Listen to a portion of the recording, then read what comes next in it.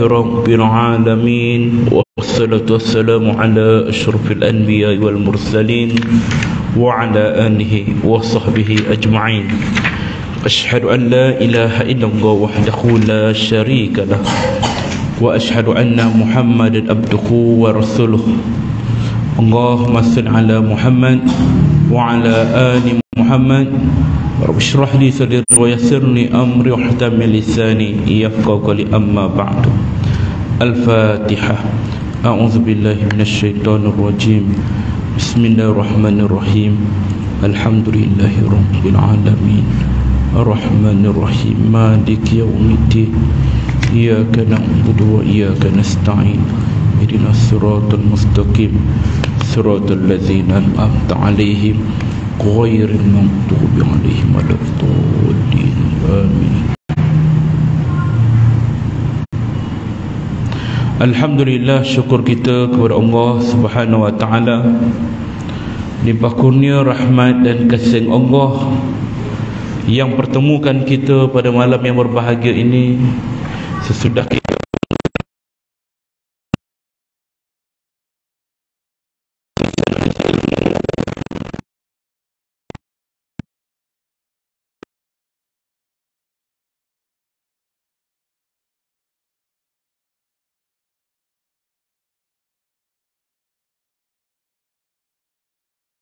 dalam tidur.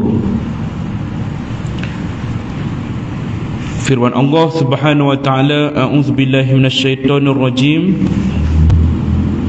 Allahu yatawaffal anfusa hina mautiha wallati lam tamut fi manamiha fayumsiku allati qada 'alaiha al-maut wa yursilul ukhra ila ajalin musamma. Sadaqallahul azim. Allah memegang jiwa-jiwa, Allah memegang jiwa-jiwa manusia ketika kematiannya dan memegang jiwa orang-orang yang belum mati pada waktu tidurnya. Kemudian dia menahan jiwa orang yang telah dia tetapkan kematiannya dan melepaskan jiwa yang lain sampai waktu yang ditentukan.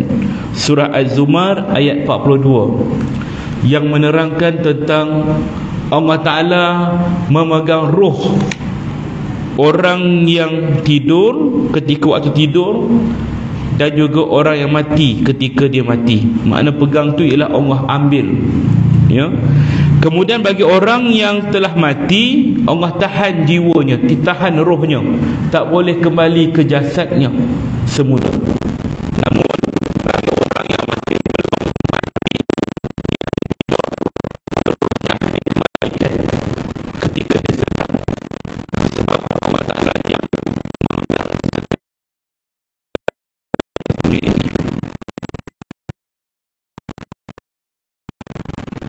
dalam rangka mempertegaskan hakikat bahawa roh orang hidup itu keluar dari jasadnya ketika sedang tidur, lalu dia pergi ke mana sahaja sesuai dengan kehendak Allah Ta'ala dan bertemu dengan arwah yang lain.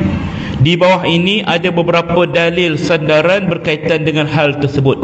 Bolehkah roh orang yang telah mati masuk ke dalam mimpi orang yang sedang tidur?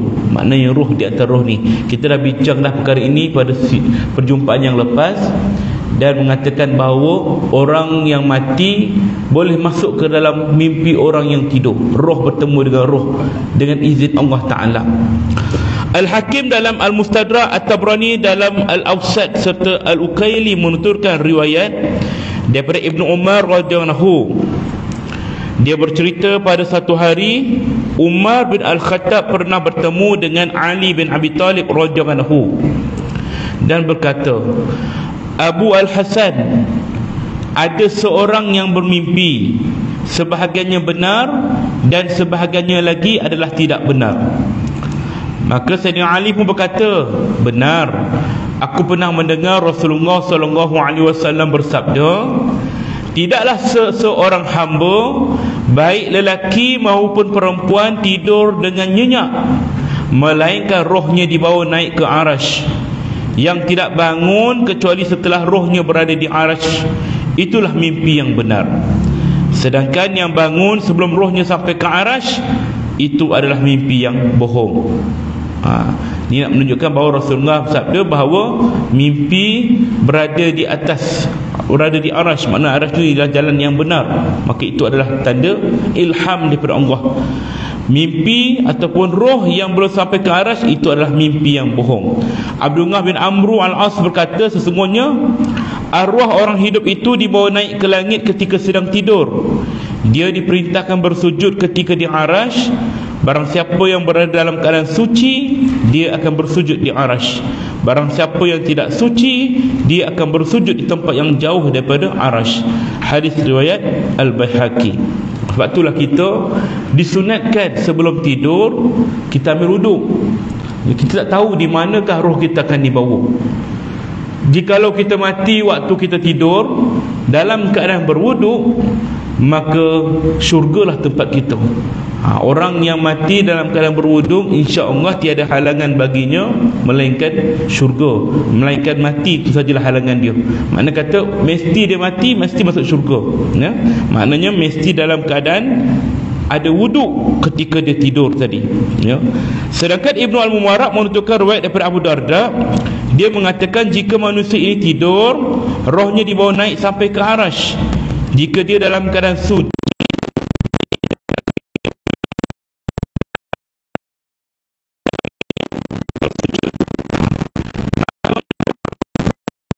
ada kemungkinan boleh dibawa naik sampai Allah jika roh itu ada wuduk. Makna kata sebelum kita tidur kita pegang wuduk, masih wuduk. Tapi dalam keadaan berjunub, maka tidak boleh bersujud di dalam arash Allah Ta'ala. Dalam Nawadir Al-Usul dengan sanad da'if, Al-Hakim menuturkan riwayat daripada Ubadah Ibnu As-Samit bahawa Rasulullah SAW bersabda, mimpi seseorang mukmin merupakan kalam yang diucapkan seorang hamba kepada Tuhannya di dalam tidurnya. Sementara dari Khuzaimah diceritakan, aku pernah bermimpi dalam tidurku seakan-akan aku bersujud di atas dahi Nabi SAW. Lalu aku memberitahunya kepada beliau, dan baginda berkata, sesungguhnya roh itu dapat bertemu dengan roh yang lain. Riwayat An-Nasa'i. Ini di antara dalil mengatakan bahawa roh itu boleh bertemu di dalam mimpi, boleh bertemu antara roh dengan roh yang hidup ataupun roh dengan roh yang mati, dengan izin Allah Ta'ala. Cuma kadang-kadang akal kita ni je lah yang terbatas untuk mengingati setiap perkara yang berlaku. Waktu kadang-kadang kita bangun tidur, kita sedar kita mimpi, tapi bila nak cerita balik apa yang kita mimpi tu susah. Ingatan kita lemah. Sebab roh ini dengan jasad satu perkara yang berlainan. Makna kata kita punya ingatan tu tak dapat nak ingat. Kalau kita roh ada dalam jasad, apa saja yang berlaku dalam kehidupan kita seharian kita boleh ingat. Pagi tadi kita pergi kedai mana makan, tengah hari tadi kita singgah mana, petang tadi kita buat apa, masih ingat. Tapi roh yang keluar daripada jasad, maka ingatan kita pun lemah. Maknanya kita tak boleh ingat lah apa yang berlaku malam tadi, ingat lupa dah. Dia macam lemah ingatan dia. Maknanya roh kita ni bersiar-siar pergi ke sana ke sini. Sebab itulah orang tua dulu pesan kan, kalau kita nak kejut orang, jangan kejut, jangan bagi mengejut, terkejut kan? Terkejut kita pun segah dia ke, tiba-tiba bangunkan dia, dia tengah tidur nyenyak, kita terus angkat dia. Roh tak sempat lagi masuk ke dalam jasad dia, bimbang-bimbang dia akan mati. Terkejut, ya. Ni tersentak rohnya, ya. Jangan buat begitu kepada orang yang sedang nyenyak tidur. Waktulah kita kena belai, pegang baik-baik, panggil nama dia, sebut nama dia, bisik, kemudian kejut dia. Anak-anak kalau kita kejut anak pagi-pagi kan, sebut nama dia perlahan, belai dia, tepuk-tepuk sikit badan dia supaya dia dalam keadaan bersedia untuk bangun. Macam kenderaan lah, kenderaan yang dah lama di parking, tiba-tiba kita nak guna kereta tu, pagi-pagi kita start enjin terus jalan, lama-lama akan berlaku kerosakan. Enjin tak sempat panas lagi, kita terus pecut, dia akan tersenggut-senggut lah, dia akan mengalami banyak kerosakan. Dalam kitab Ruh Al-Yaqazah, Syekh Izzuddin Ibn Abi Salam mengatakan Allah telah melakukan kebiasaan. Tatkala roh berada dalam jasad seseorang, dia dalam keadaan terjaga. Jika roh itu keluar dari jasad, dia dalam keadaan tidur. Jika telah terpisah dari jasad, roh itu akan mengalami pelbagai mimpi. Jika roh itu bermimpi di langit, mimpinya itu benar, kerana tidak ada jalan bagi syaitan untuk sampai ke langit. Jika dia bermimpi di bawah langit, yang demikian itu adalah hilah syaitan. Jika roh itu telah kembali ke jasadnya, orang itu akan bangun seperti sedia kala. Roh nak tahu mimpi itu benar atau tidak, antaranya ialah kalau kita mimpi berada di langit. Makna mimpi langit tu ialah kita apa satu benda yang di luar di tempat kita. Kita tak tahu kat mana ni. Tiba-tiba kita terawang-awang, kita boleh berjumpa dengan roh orang mati semua. Maknanya itu adalah mimpi yang benar. Tapi kalau kita mimpi di bawah langit, jumpa-jumpa dengan kawan, ataupun kita mimpi jumpa roh orang mati ke, tengah duduk kat tempat yang kita kenal, jumpa kat kedai kopi dalam mimpi ni, maka itu berjadi helah daripada syaitan. So tanda-tandanya, ya. Ikrimah dan Mujahid mengatakan, jika seseorang itu tidur, ada jalan padanya yang menjadi tempat bagi roh keluar dari jasadnya, sehingga roh itu sampai ke mana sahaja sesuai dengan kehendak Allah. Selagi mana roh itu masih belum balik, dia masih akan terus tidur. Jika telah kembali ke jasadnya, dia pun akan terjaga. Kedudukannya sama seperti sinar matahari. Sinar itu sampai ke bumi, padahal sebenarnya masih tetap pada matahari. Ini ialah tamsilan. Matahari ada kat mana? Jauh. Tapi sinarnya dapat dirasai oleh kita kat bumi ni. Begitulah roh. Roh pergi kat mana waktu tidur? Jauh. Tempat yang telah ditetapkan sesuai dengan kehendak Allah. Tapi jasadnya masih bernyawa. Masih ada lagi di situ. Dia pergi merayap, pergi sana sini, kita pergi jalan-jalan sana sini. Betul tak? Betul lah tu. Roh kita yang pergi, ya, mengembara sana sini dengan izin Allah Ta'ala. Ibnu Mudah menutupkan riwayat daripada sebagian ulama bahawa roh itu akan memancar keluar dari dalam mulutnya dan sumber asalnya ada di dalam badannya. Jika roh itu keluar dari badannya secara menyeluruh, dia akan mati. Sebagaimana lampu minyak tanah, jika sumbunya dicabut secara keseluruhan, lampu itu pasti akan mati. Bukankah sumber api itu ada pada sumbu tersebut, sedangkan sinarnya menyinari seluruh bahagian rumah? Seperti itu juga roh memancar dari mulut seseorang dalam tidurnya, berjalan-jalan menelusuri seluruh alam ini, dan diperlihatkan kepada malaikat yang bertugas menjaga arwah manusia, dan setelah itu ia kembali ke dalam badannya. Roh yang kita tidur ni, bila kita tidur, dia tak keluar semua. Dia keluar hanyalah sebahagian daripadanya. Allah Alam bagaimana sebahagian tu. Ibarat macam kita nyalakan lampu minyak tanah. Sumbu yang kita gunakan tu di bawah ni, itulah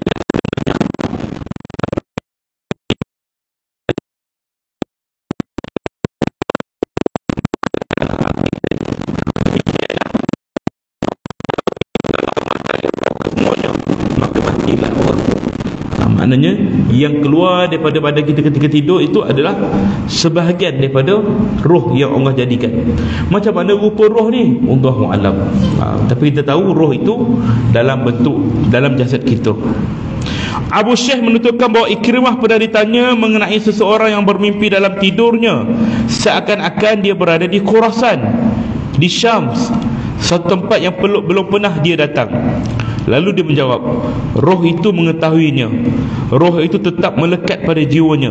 Jika dia terjaga, jiwanya itu menarik roh tersebut. Walaupun pergi ke tempat yang tak pernah kita pergi. Macam sahabat ni, Ikrimah, dia pergi ke mana? Khurasan, di Syams, tempat yang dia tak pernah pergi pun, tapi roh dia dah pergi sana dah. Kan? Macam mana roh dia boleh balik ketika dia bangun? Begitulah, bila orang tu terjaga, jiwanya akan menarik segera roh tadi untuk kembali ke jasadnya tadi. Maka mengenai firman Allah Ta'ala, dialah yang mewafatkan kalian di malam hari Ikrimah mengatakan, tidak ada malam melainkan Allah mencabut arwah manusia secara keseluruhan. Lalu setiap roh itu ditanya mengenai apa yang telah dilakukan jasad yang ditempatinya pada siang hari. Kemudian dia memanggil malaikat maut dan berfirman, cabutlah nyawa ini dan nyawa itu. Di malam hari, kalaulah misalnya kata Allah Ta'ala mencabut nyawa kita di malam hari, ya, maka ditanya pula apa yang dilakukan di siang hari, dijelaskan tentang itu, tentang ini. Maka setiap roh itu ditanya mengenai apa yang telah dilakukan jasadnya pada siang hari. Kemudian Allah akan panggil malaikat maut dan menyuruh dia cabut nyawa itu ketika itu juga. Ada ketikanya kita pernah dengar hadis yang menyebut kadang-kadang perkara yang boleh memanjangkan usia seorang itu ialah dengan melakukan sedekah. Sedekah, ya. Seseorang yang bersedekah, maka dia akan memanjangkan usianya. Kalau ada kebaikan di pagi hari yang dia buat berupa sedekah, kebaikan apa saja, kullu ma'rufin sedekah, setiap kebaikan itu dinilai sebagai sedekah. Sekiranya kebaikan itu dinilai baik di sisi Allah Ta'ala, maka boleh jadi dia tidak akan mati ketika itu, ditangguhkan dengan izin Allah Ta'ala. Pernah berlaku di zaman Allah Rasulullah Muhammad, ya, di zaman Nabi Musa alaihi salam, yang mana seorang yang mana sepatutnya dia mati ketika mana pagi ataupun malam perkahwinannya, malam perkahwinannya dia meninggal dunia. Seorang pemuda, ya, malaikat maut kata pada Nabi Musa, ini lelaki ni dia tak sempat nak berkahwin, ataupun bukan, dia akan meninggal pada pagi esok. Pada pagi esok dia akan meninggal, bukan. Maka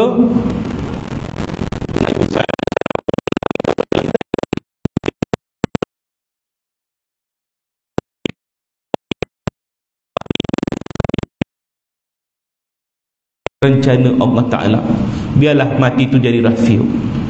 Maka keesokannya pemuda tadi pun berkahwin, sehinggalah satu hari berlalu tak mati pun pemuda tadi, sehinggalah sebulan tak mati pun lelaki tadi, sehinggalah dah masuk setahun pun tak mati juga lelaki tadi, sehinggalah diizin Allah Ta'ala bertemu sekali lagi Nabi Musa dengan malaikat maut. Dulu kau pernah berkata si fulan tu boleh mati pada esok pagi, tapi sehingga kini masih lagi hidup, kenapa? Maka dikata oleh malaikat maut kerana Allah menangguhkan kematiannya asbab kebaikan yang dibuat pada siang hari sebelumnya. Sebab sedekah, perkara yang mana Allah nilai itu sebagai satu kebaikan, maka dia ditangguhkan kematiannya, ditambah umurnya. Itu kelebihan orang yang buat kebaikan ataupun sedekah, ya. Maka disebut dalam ayat ini juga, Ikrimah mengatakan tidak ada malam melainkan Allah mencabut arwah manusia secara keseluruhan. Lalu setiap roh itu ditanya mengenai apa yang dilakukan jasad yang ditepatinya pada siang hari. Kemudian dia memanggil malaikat maut seraya berfirman, cabutlah nyawa ini dan nyawa itu. Dia boleh pilih nyawa mana nak cabut. Allahu a'lam bissawab. Ini rahsia Allah Ta'ala, ya. Sebab itulah setiap perkara yang kita buat kat dunia ini, semuanya ada imbalannya, semua ada balasan. Tak ada perkara yang sia-sia.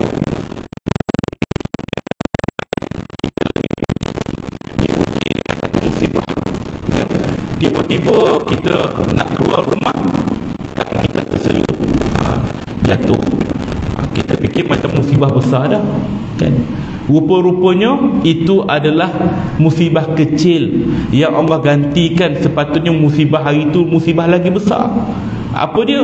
Mungkin patutnya hari itu kita berlanggar dengan lori, na'udzubillah. Tapi kerana apa? Kerana kebaikan yang kita buat pada sebelumnya itu, maka boleh menggantikan balik. Makna Allah Ta'ala akan menghilangkan musibah itu atau menggantikan musibah itu dengan musibah yang kurang daripada musibah sebelumnya. Maknanya ini ketetapan Allah Ta'ala, ya. Dia boleh mengabulkan doa kita atau menggantikan hikmah yang besar atas kebaikan kita dengan sesuatu benda yang lebih baik. Antaranya, jika seorang itu berdoa kepada Allah Ta'ala untuk sesuatu kebaikan, tapi Allah Ta'ala tak makbulkan doa dia, maka sama ada Allah Ta'ala bagi yang lebih baik. Pertama, makna kata apa yang diminta Allah tak bagi lebih baik.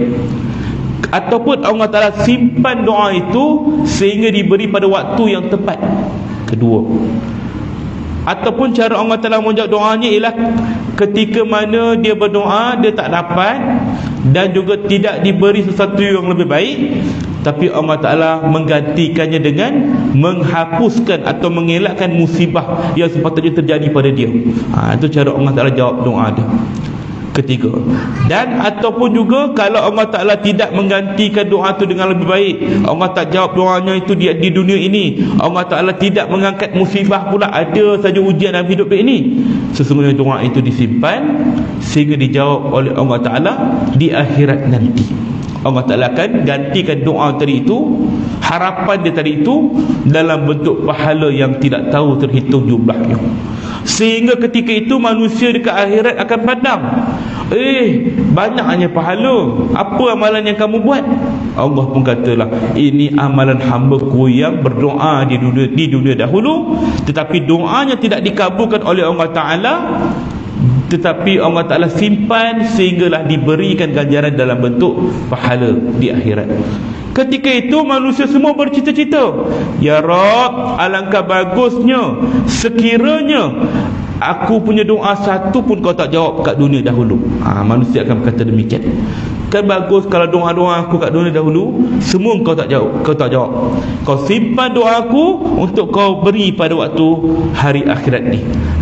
Itulah yang kita akan sebut nanti di padang mahsyar ketika diperlihatkan ganjaran pahala yang menimbun tadi itu. Ya, di dunia ini kita akan mengeluh, ya Allah, kenapalah tak jawab doa aku, ya Allah, aku lagi minta tapi kau tak bagi pun lagi. Tapi sesungguhnya apa yang kita minta itu Allah Ta'ala tetap akan bagi. Allah Ta'ala dalam sebuah hadis kursi menyebut dia malu, Allah Ta'ala malu, sesungguhnya aku malu bila mana orang yang meminta kepadaku tetapi dia pula dengan kepadaku.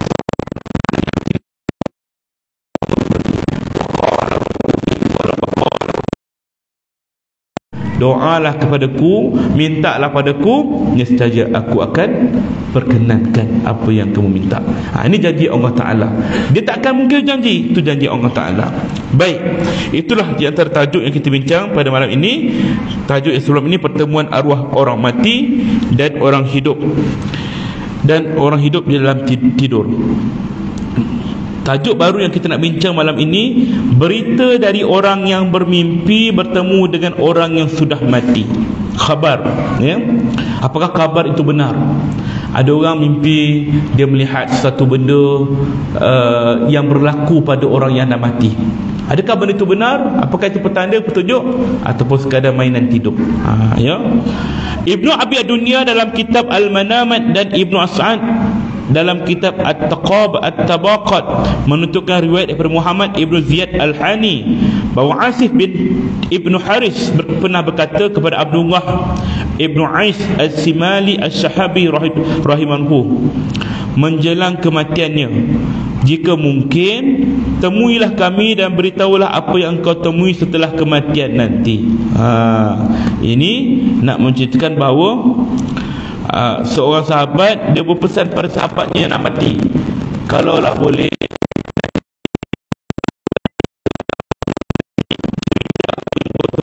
setelah kau mati nanti. Beberapa hari setelah itu Abdullah menemuinya dalam mimpi. Engkau memberitahu kami apa yang berlaku? Dia menjawab, kami terselamat setelah hampir sahaja tergelincir. Kami berhasil selamat setelah menjalani pelbagai kesulitan. Ternyata Tuhan kami adalah sebaik-baik Tuhan. Dia mengampuni dosa serta menghapuskan pelbagai kesalahan kecuali kepada Al-Ahrad. Siapakah Al-Ahrad itu? Katanya. Dia menjawab, iaitulah yang ditunjukkan kepada mereka jari-jari ke arah kejahatan. Orang yang menuju ataupun melakukan kejahatan. Ya. Ini satu dalil mengatakan bahawa orang yang dah mati, dia boleh berjumpa dengan orang yang hidup di dalam mimpinya menceritakan apa yang berlaku. Ya. Kalau nak cerita tentang mimpi, tuan-tuan, ada satu kisah yang famous. Saya dah cerita belum cerita, saya tak tahulah. Bagaimana seorang, saya dah cerita dah. Tapi sebabkan tajuk ini berkaitan dengan tanda-tanda yang diberi oleh orang mati kepada orang hidup sebagai satu petunjuk, ya. Ini kisah ni tahun 90-an lama dah diceritakan oleh guru saya, ya, yang kata satu hari dia menguruskan jenazah pelajar tahfiz. Ni cerita famous juga ni kat TikTok, ada orang share, ya. 17 tahun tahfiz mati aksiden kemalangan. Dia meninggal dunia di hospital, kemudian terus diuruskan. Dipanggillah guru saya tu untuk mandi, kafan dan sebagainya. Kemudian dikebumikan di sebuah tempat. Nama tempat tu disembunyikan, dirahsiakan. Lalu setelah selesai pengebumian, tak ada apa-apa peristiwa yang menakjubkan, biasa saja. Di malam hari mimpilah orang yang membaca talqin pada malam pagi tu, iaitu guru tadi. Yang mana kata imam yang baca talqin tu dia bermimpi. Dia kata budak yang 17 tahun itu muncul dalam mimpinya berkata seolah-olah minta mayat ataupun kuburnya itu digalikan semula. Galikan semula.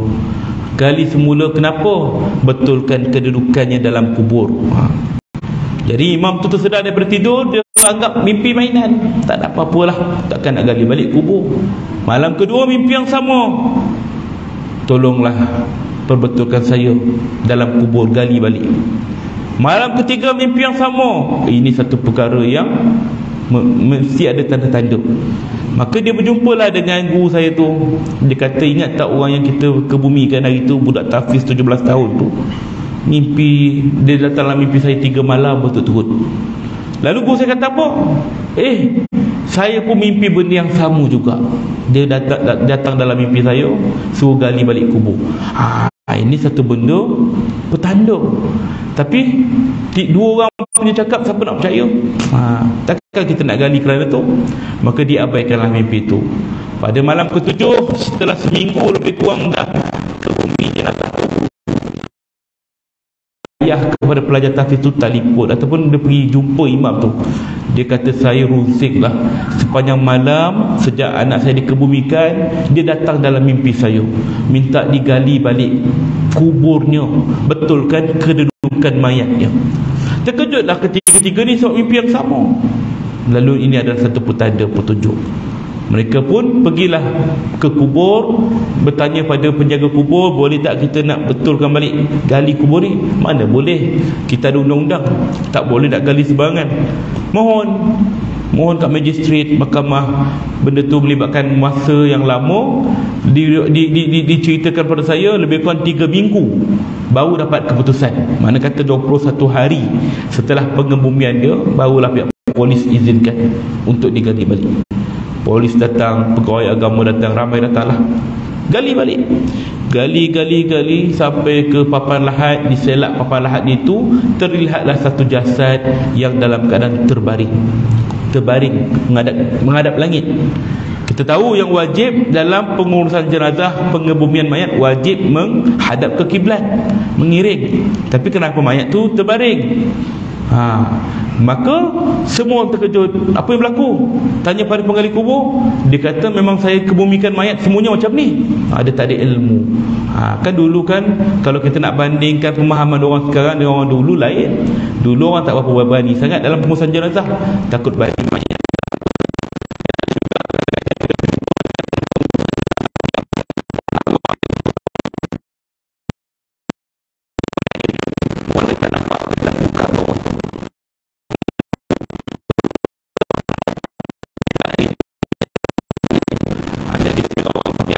Kita ni kata macam tak logik. Memanglah tak logik kalau kita cerita zaman sekarang. Tapi zaman dulu benda tu boleh jadi berlaku, kan? Jadi bila dah tengok mayat tu, tanya kenapa macam ni, dia kata sama je semua mayat. Maknanya orang tu buat tanpa ilmu. Dia main buat je, tahu gali kubur, tanam mayat, kambus, kan? Maka kecohlah kawasan tu. Tapi di yang lebih menakjubkan ialah keadaan mayat pelajar tahfiz tu. Bila mana diselak wajahnya seolah-olah macam baru saja diletakkan Sedangkan kita tahu bahawa seseorang yang dah mati disimpan dalam kubur, mayatnya akan hancur, matanya akan robek, perutnya akan kembung, busuk dan sebagainya, reput. Tapi masih dalam keadaan seolah-olah macam baru diletakkan, masih boleh dicium oleh keluarganya. Maka inilah antara kelebihan yang mungkin Allah tunjukkan kepada orang yang menjaga Al-Quran, kan? Tapi nak menunjukkan bahawa salah satu tanda mimpi orang yang mati itu juga adalah satu mimpi kebenaran, ya. Berjadi kita akan berjumpa dengan orang yang kita sayang. Tapi kadang-kadang ada orang yang dia tak pernah jumpa arwah mak dia, arwah ayah dia, 40 tahun dah meninggal, tak pernah jumpa. Manalah, kan? Dah berdoa lah pada Allah Ta'ala. Jangan putus asa, ya. InsyaAllah mungkin Allah akan izinkan satu hari nanti, ya. Dan yang paling kita beruntung ialah sekiranya kita dapat bertemu mimpi dengan Rasulullah SAW, ya. Bukanlah sebagai satu hukum. Kata kalau orang kata semalam aku mimpi Rasulullah kata buat begini-begini, tidak boleh sebagai satu hukum. Itu adalah sebagai satu sekiranya dia dapat betul-betul secara nyata memang itu Rasulullah berdasarkan bukti-bukti sahih kedudukan ataupun jasad ataupun tanda-tanda pada jasad Rasulullah, maka itu adalah satu rezeki bagi dia. Tak semua orang beruntung, tuan-tuan, ya. Hanya orang yang nak saja Allah Ta'ala akan bagi, tuan-tuan. Jadi inilah cerita yang kita katakan bahawa kadang-kadang kabar dari orang bermimpi bertemu dengan orang yang sudah mati itu adalah kabar yang benar, ya. Allah Ta'ala mungkin nak bagi petunjuk kepada orang yang hidup, dan juga sebagai satu petanda bahawa mungkin ada satu keperluan yang nak nak dituntut oleh orang yang dah mati melalui itu. Maka masih diriwayatkan oleh Ibnu Abi Ad-Dunya dari Abu Zahiriyah, dia menceritakan bahawa Abdul A'la Ibnu Adi pernah mengunjungi Ibnu Abi Bilal Al-Khuzai. Lalu Abdul A'la berkata padanya, sampaikan salamku kepada Rasulullah, jika mungkin hendaklah engkau bertemu kami dan kami akan mengetahui hal itu. Sedangkan Ummu Abdillah adalah saudara perempuan Ibnu Zahiriyah di bawah Ibnu Abi Bilal. 3 hari setelah kematiannya, Ummu Abdillah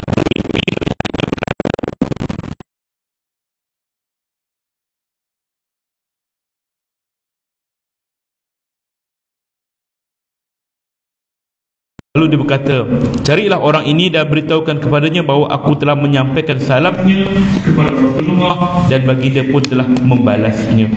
Setelah itu Ummu Abdillah memberitahukan hal ini kepada saudaranya Abu Zahiriyah, hingga Abu Abdillah menyampaikannya kepada Abu A'la, menyampaikan salamnya kepada Rasulullah SAW. Tuan-tuannya, orang yang dah mati juga kita boleh bagi salam melalui apa? Ziarah kuburnya. Pergi ke kubur, memberi salam. Rasulullah SAW di makamnya, kita pergi ziarah, memberi salam kepadanya. Nabi dengar dan Nabi jawab. Lebih dekat dengan Rasulullah. Adakah Rasulullah berada dalam kuburnya? Nabi berada di alam barzakh, di tempat yang istimewa, berehat. Bukanlah katakan alam barzakh tu dalam kubur. Alam barzakh tu di satu tempat yang asing. Kalau kita pergi kubur sekarang ni, kubur Tamim Ibu Kota, kita gali nak tengok alam barzakh tu macam mana, takkan jumpa. Yang kita jumpa hanyalah tengkorak-tengkorak orang yang dah mati. Jadi di manakah kedudukan alam barzakh? Ia di tempat yang asing, di tempat yang hanya Allah Ta'ala yang tahu. Bagaimana pula mereka boleh terima salam kita sedangkan dia di tempat yang asing? Macam kita cerita sebelum inilah. Kalau manusia boleh mencipta telefon alat canggih untuk bercakap dengan orang yang jauh, sedangkan orang yang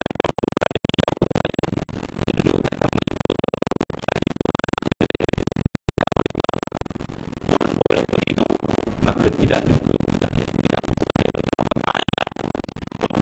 menghubungkan manusia dengan manusia, yakni salam dengan salam orang hidup kepada orang mati, walaupun berbeza alam. Kita hanya berbeza negara, ini berbeza alam, tak mustahil bagi Allah, ya. Walaupun dikatakan bahawa roh orang yang mati beriman tergantung di bawah lampu arash, ada juga meriwayatkan bahawa roh orang yang beriman diletakkan di dalam perut burung berwarna hijau, diterbangkan bersia-sia di dalam syurga. Tetapi bila orang bagi salam, mereka mendengar dan mereka juga membalasnya, menjawabnya. Itulah ya yang disebut dalam hadis Nabi SAW. Maka bila kita ziarah kubur, beri salam. Kalau kita rindu pada orang yang kita dah lama meninggal dunia, kita nak jumpa dia, ya, pergilah ziarah kuburnya, ya, ziarah kuburnya, doalah kepadanya, tanda kita rindu pada dia. Mudah-mudahan dia juga rindu pada kita, dan mudah-mudahan Allah izinkan kita bertemu walaupun di dalam mimpi. Ini antara ikhtiar, ya. Pergi ke kubur, ziarah orang tua kita yang dah lama tak jumpa, bagi tahulah rindu kita, doa pada dia, bacakan Yasin padanya, sedekahkan tahlil kepadanya, dan mudah-mudahan Allah izinkan kita bertemu dengannya walaupun dalam mimpi. Sekurang-kurangnya dapatlah mengubat hati kita yang sedang merindu, ya. Wallahu a'lam bissawab. Itulah perbincangan kita dalam tajuk khabar dari orang yang bermimpi bertemu orang yang sudah mati, dalam kitab Ziarah ke Alam Barzakh. Wallahu a'lam bissawab. InsyaAllah ada umur, rezeki, kita akan berjumpa lagi menyambung perbicaraan kita dalam kitab ini. Dan insyaAllah apa yang baik itu datang daripada Allah, yang lemah itu datang daripada kelemahan saya sendiri. Kita tangguh dengan tasbih kafarah dan surat Al-Asr. Subhanaka wa bihamdik, asyhadu an la ilaha illa anta, wa astaghfiruka wa atubu ilaik. Bismillahirrahmanirrahim. Wal 'asr innal insana lafi khusr illa allazina amanu wa 'amilus shalihat wa tawasaw bil haqq wa tawasaw bis sabr. Assalamualaikum warahmatullahi wabarakatuh.